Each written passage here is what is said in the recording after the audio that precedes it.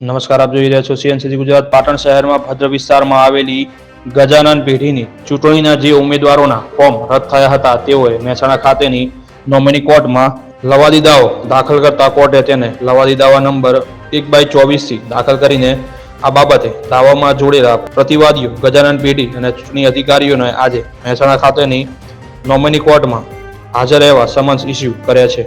પરંતુ આ સમન્સની બજાવણી થતી હોવાથી કે તેનો સ્વીકાર ચૂંટણી અધિકારી ન કરતા હોવાથી આક્ષેપ આ ચૂંટણી ઉમેદવારો પૈકી એક ઉમેદવાર અને ભાજપના અગ્રણી સતીશ ઠક્કરે કર્યો હતો. તેમણે જણાવ્યું કે મહેસાણા નોમિની કોર્ટમાં દાવો દાખલ કરતા કોર્ટે ચૂંટણી અધિકારીને ઇસ્યુ કરેલા સમન્સની બજાવણી કરવા જતા તેનો સ્વીકારતા ન હોવાથી અને પાટણ જિલ્લા રજિસ્ટ્રારને જાણ કરતા રજિસ્ટ્રારે મંડળીના કર્મચારીનું નિવેદન લઈને ચૂંટણી અધિકારીના સમન્સને કોપી તેમને આપવાનું માર્ગદર્શન અને ફોર્મ કેન્સલ થયેલા અને આ લવાદી દાવાના 6 પક્ષકારોને આપ્યું હતું. અમે ચૂંટણી અધિકારી કે તેમના કર્મચારીને સમન્સની કોપી સ્વીકારવા અને તેમના નિવેદન આપવાનો ઇનકાર કરી રહ્યા છે. Bureau chief CNCC Gujarat, Patan.